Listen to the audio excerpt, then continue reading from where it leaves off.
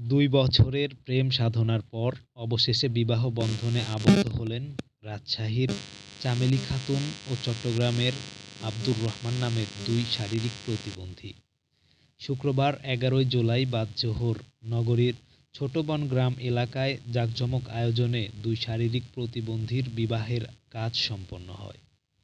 স্থানীয় গণ্যমান্য ব্যক্তিবর্গকে নিয়ে নিজ খরচে বিয়ের আয়োজন করেন ওই এলাকার অটোরিকশা গ্যারেজ মালিক মোহাম্মদ শফিকুল ইসলাম। গত বৃহস্পতিবার ১০ জুলাই সন্ধ্যায় তাদের গায়ে হলুদের আয়োজন করা হয়। শুক্রবার ১১ জুলাই বাদ জোহর রেজিস্ট্রি করে বিবাহ বন্ধনে আবদ্ধ হন তারা। চামেলি খাতুন রাজশাহীর পবা থানাধীন মাধইপাড়া এলাকার মোহাম্মদ কমিম উদ্দিনের মেয়ে। মোহাম্মদ আব্দুর রহমান চট্টগ্রামের ছেলে। তিনি নিজেকে এতিম দাবি করেন, তবে তার পিতামাতার নাম বা বংশপরিচয় এখনও জানাননি তিনি। জানা যায় গত ২ বছর যাবৎ সামাজিক যোগাযোগ মাধ্যম ফেসবুকে পরিচয় হয় চামেলি ও আব্দুর রহমানের। এরপর শুরু হয় প্রেম ভালোবাসা।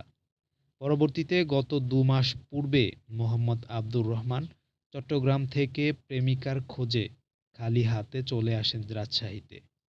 তারপর নগরীর ছোট বনগ্রাম এলাকায় চামেলির বাসার আশেপাশে এদিক ওদিক ঘোরাফেরা করতে থাকেন।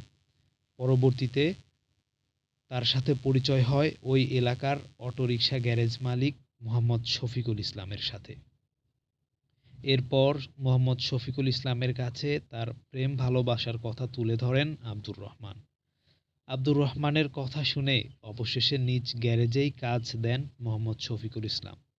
গ্যারেজে থাকা অবস্থায় চামেলি খাতুন ও আব্দুর রহমানের প্রেমের সম্পর্ক আরও গভীর হয়। এক পর্যায়ে তাদের প্রেম ভালোবাসার কথা এলাকার মানুষ জানতে পারলে দুজনকে বিবাহ বন্ধনে আবদ্ধ করে দেন